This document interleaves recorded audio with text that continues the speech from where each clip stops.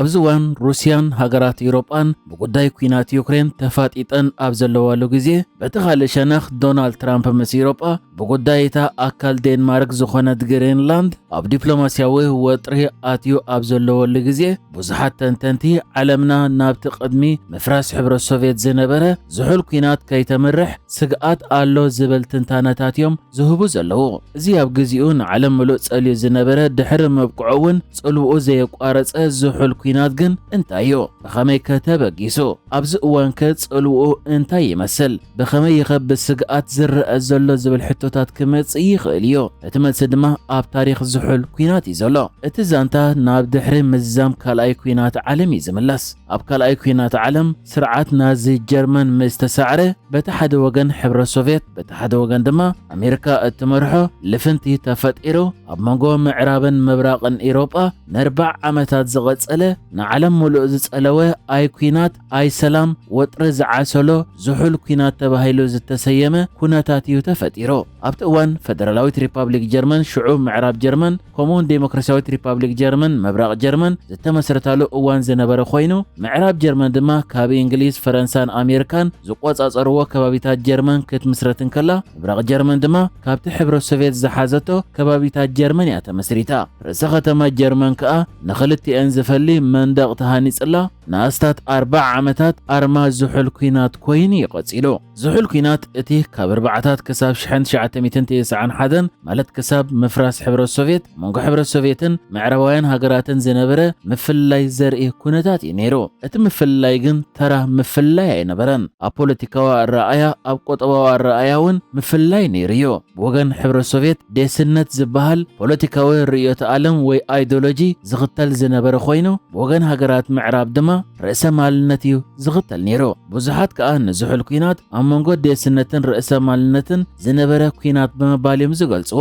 ኣብ ግዜ ዝሑል ኩናት ከዓ ዴሳውያንን ርእሰ ማላውያንን ሃገራት ብሉጽ ቴክኖሎጂ ከምኡ ድማ ኣጽዋራት ንምዕባል ክወዳደራ እንከለዋ ሕብረት ሶቪየትን ኣሜሪካን ከዓ መን ሓያል ናይ ዓለም ኮነት ኣብ ዝብል ኣብ ናይ ኣጽዋር ውድድር ኣትየን ክሳብ ሕጂ ጽልውኡ ዝቐጽል ዘሎ በሽሓት ዝቝጽር ኒኩለራዊ ኣጽዋራት ክውንና የንክኢለን። እቲ እዘን ሃገራት ዝኽተልኦ ዝነበራ ፖለቲካዊ ርእዮተ ዓለም ዝተፈላለየ እዩ ነይሩ።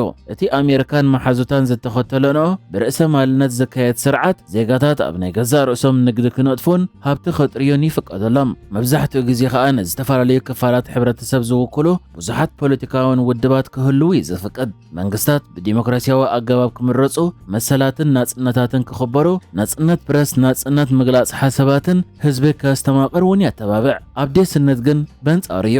ኣብ ዴስነት ትካላት ንግዲ ብመንግስቲ ዝውነና ክኾና እንከለዋ ካብአን ዝርከብ ዝኾነ ሃብቲ ድማ ኣብ ስልጣን ዘሎ ህዝቢ ከም ዝቋጻጸሩ የመን። መብዛሕትኡ ግዜ ድማ ኣብ ዴስነት እቲ ኣብ ስልጣን ዘሎ ህዝቢ ወይ ሸቃላይ ይበሃል እኳ እንተኾነ ኣብተን ሃገራት ግን ውልቀ መላኽነት ክፍጠር እዩ ዝረአ።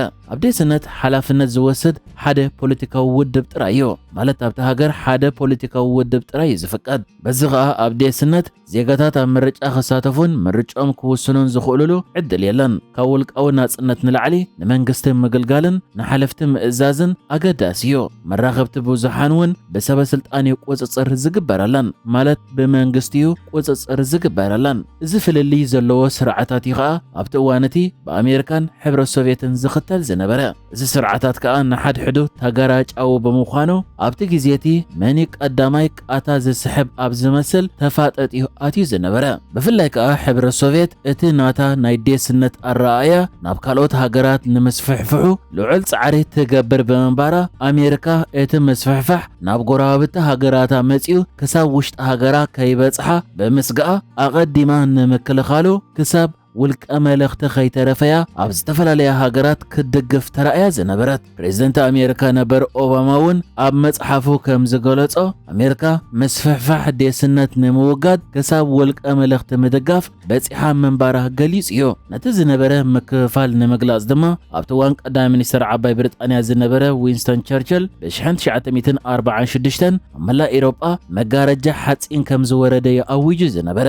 ምክንያቱ ኣብ መንጎ ምብራቕን ምዕራብን ሓያል ዝኾነ ምክፍፋሊ ተፈጢሩ ዝነበረ ካብ 1945 ክሳብ 1948 ሕብረት ሶቪየት ኣብ ኣልባንያ፣ ቡልጋርያ፣ ምብራቕ ጀርመን፣ ሮማንያ፣ ፖላንድ፣ ሃንጋርን ኮስሎቫክያን ኣብ ዝኣመሰለ ሃገራት ዴሳዊ ስርዓት ከም ዝርጋሕ ገይራያ። እዚ ድማ ሕብረት ሶቪየት ኣብ መጻኢ ካብ ምዕራብ ንዝመጹ ወራራት ዝዓግድ መከላኸሊ ዞባ ክትረክብ ገይርዋ ነይሩ እዩ። ኣብቲ ኣሜሪካ እትመርሖ ደንበ ድማ ግሪክ እውን ቀፂላ ዴሳዊት ሃገር ከይትኸውን ስግኣት ተፈጢሩ። ኣብ መጋቢት 1947 ከኣሜሪካ ብፕሬዝደንታ ነበር ትሩማን ኣቢላ ዝርግሐ ዴስነት ንምዕጋድያ ቃል ኣትያ። እዚ መደብ ትሩማን ዶክትሪን ተባሂሉ ተጸዊዑ። ኣብቲ ዓመት ኣብ ሰነ ፕሬዝደንት ትሩማን ኣብዚ ጉዳይ እንታይ ክግበር ከም ዝኽእል ንኸጻሪ ንጀነራል ጆርጅ ማርሻል ለኣኾ። ነዚ ስዒቡ ከዓ ማርሻል ኤይድ ብዝብል ዝጽዋዕ መደብ ክትግበር ሓሳብ ይቐሪቡ። እዚ መደብ ሃገራት ኤውሮጳ ድሕሪ ካልኣይ ኩናት ዓለም ሕውየት ንኽረኽባን ስርዓት ዴስነት ንኽነጽጋን ገንዘብ ዝህብ እዩ ነይሩ። ሕብረት ሶቪየት ብወገና ብ1947 ስታሊን ኮሚን ፎረም ብዝብል ዝጽዋዕ ኪዳን ዴሳውያን ሃገራት ይኣቒማ። እዘን ሃገራት ከዓ ሓገዝ ማርሻል ናይ ኣሜሪካ ከይሓታ ይኽልኪሉ። ሶቪየት ድሕሪኡ ብጥሪ 1949 ዴሳውያን ሃገራት ኣብ ጎና ምእንቲ ክኾና ኮመኮን ዝበሃል ባይቶ ይኣቒማ። ኣብ ከምዚ ኩነታት ከዓ ብዙሓት ሃገራት ደገፍ ምዕራባውያንን ሶቪየትን ክሓታያን ጀሚረን። ደገፍ ምስ እትህበን ሃገር ከዓ ክጽምበራ እውን ተራያ። እቲ ዝነበረ ወጥሪ ኣብ ዝተጋደደሉ እዋን ድማ ምዕራባውያን ሃገራት ብ1949 ውድብ ኪዳን ሰሜን ኣትላንቲክ ወይ ኔቶ መስረታ። ዝሕብረት ኣሜሪካ፣ ዓባይ ብሪጣንያ፣ ካናዳ፣ ምዕራብ ጀርመን፣ ፖርቱጋል፣ ፈረንሳ፣ ቤልጅየም፣ ሆላንድ፣ ዴንማርክ፣ ኣይስላንድ፣ ዓዲ ጣልያን፣ ሉክሰምበርግን ዘጠቓለለ እዩ።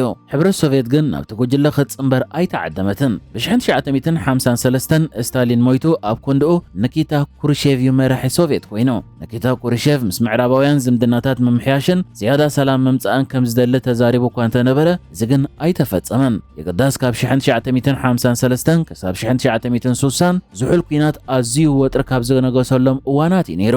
ሕብረት ሶቪየት ከዓ ንኔቶ ንምብዳህ ውዕል ዋርሶው ብዝብል ኣብ መንጎ ሃገራት ሕብረት ሶቪየት ዝቆመ ሓድሽ ወተሃደራዊ ልፍንቲ መስረተ። ሕብረት ሶቪየት ፖላንድ፣ ሃንጋሪ፣ ኮስሎቫክያ፣ ቡልጋርያ፣ ሮማንያ፣ ምብራቕ ጀርመንን ኣልባንያን ድማ ዘጠቓለለ እዩ ነይሩ። በዚ ከዓ ምብራቕ ኣንጻር ምዕራብ ዝብል ስምዒት እናሓየለ መጸ። ይኹን እምበር እቲ ብወገን ሕብረት ሶቪየት ተፈጢሩ ዝነበረ ልፍንቲ ኣብ መብዛሕትአን ሃገራት ውልቀ መላኽነት ብመስፍሕፍሑ ዜጋታት እተን ሃገራት ናብ ምዕራብ ብበዝሒ እዮም ዝስደዱ ዝነበሩ። ንኣብነት ካብ ምብራቕ ጀርመን ናብ ምዕራብ ጀርመን መዓልታዊ ዳርጋ 2000 ስደተኛታት ይሃድሙ ምንባሮም እዩ ዝግለጽ። ነዚ ንምዕጋቲ ከዓ መንደቕ በርሊን ክህነጽ ዝተገብረ። ካብዚ ወጻኢ እውን ክልቲኦም ወገናት ኣብ ውድድር ጠፈርን እውን ኣተዉ። እቲ ወጥሪ ከዓ ኣመና ኣበረኾ። ብፍላይ ክልቲኦም ወገናት ኒውክለራዊ ኣጽዋራት ምስ ወነኑ ኒውክለራዊ ውግእ ከይፍጠር እዩ ተሰጊኡ ዝነበረ። ምስ ግዜ ግን ገለ ሃገራት ሕብረት ሶቪየት ኣብ ልዕሊአን እተንብሮ ዝነበረት ቁፅፅር ከዳኽመን እዩ ጀሚሩ። እዚ ድማ ዝተፈላለየ ናዕቢ ኣስዒቦ። ሕብረት ሶቪየት ነዞም ናዕበታት ክትጭፍለቕ ክኢላ እኳ እንተነበረት ኣብ ምብራቕ ኤውሮጳ ግን ማሕበርነታዊ ስነ ሓሳብ ከምኡ ድማ ዴሳዊ ስነ ሓሳብ እናተዳኸመ ይመጽዩ። ፕሬዝደንት ሬጋን ፕሬዝደንት ሕቡራት መንግስታት ኣሜሪካ ኮይኑ ካብ ዝምረጽ ንድሓር ድማ ፀረ ዴስነትን ንሕብረት ሶቪየት ዝነቅፍን ኣረኣያ መሊስዩ ኣስፋሕፊሑ። ምብራቕ ጀርመን ድማ ናዕብን ተቃውሞታትን ክዓቢ ድሕሪ ምጅማሩ ብ8 ሕዳር 1989 መንደቕ በርሊን ፈሪሱ ደቡብ በርሊን ድማ ተኸፈተ። ብሰንኪ ቆጠባዊ ጸገማት ኣብ ምብራቕ ኤውሮጳ ዝካየድ ዝነበረ ናዕብን ከምኡውን ኣብ ኣፍጋኒስታን ዘጋጠመ ስዕረት ሕብረት ሶቪየትን ስዒቡ ብታሕሳስ 1991 ሕብረት ሶቪየት ተባታተነት። እተን ከም ሪፓብሊካት ኣካላት ዝነበራ ሃገራት ድማ ናጽነተን ኣወጃ። ሩስያ እውን ሪፓብሊክ ምዃና ኣወጀት። በዚ ከዓ ዝሑል ኩናት ኣብቅዐ።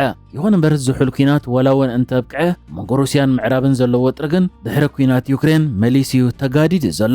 ዝዋን ዘሎ ወጥሪ ከዓ ነቲ ቅድሚ 91 ማለት ቅድሚ ምፍራስ ሕብረት ሶቪየት ዝነበረ ዝሑል ኩናት የመሳስል እዩ ዝብሉ ብዙሓት እኳ እንተለዉ እቲ ዝነበረ ኩነታት ግን መሊሱ ከይምለስን ብፍላይ ድማ ኣብ ናይ ኣጽዋር መዳይ ክልቲአን ሃገራት ኣብ ውድድር ኣጽዋር ኣትየን ሓደገኛ ኩነታት ከይፍጠር እዩ ስግኣት ዓሲል ዘሎ። ብፍላይ ከዓ ፕሬዝደንት ሩስያ ዘሎ ቭላድሚር ፑቲን ንናይ ሕብረት ሶቪየት ምውዳቕ እቲ ዝዓበየ ጂኦፖለቲካዊ ዕንወት ኢሉ ይገልጾ ብምዃኑ ዝሑል ኩናት ወላውን ምስ ምፍራስ ሕብረት ሶቪየት እንተብቅዐ እቲ ኣረኣያን ምትፍናንን ግን ገና ይቕጽል ከም ዘሎ እዩ ዝተንተን።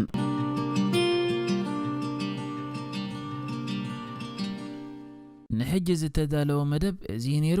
بخالك ساب نرغب سلام نعهم.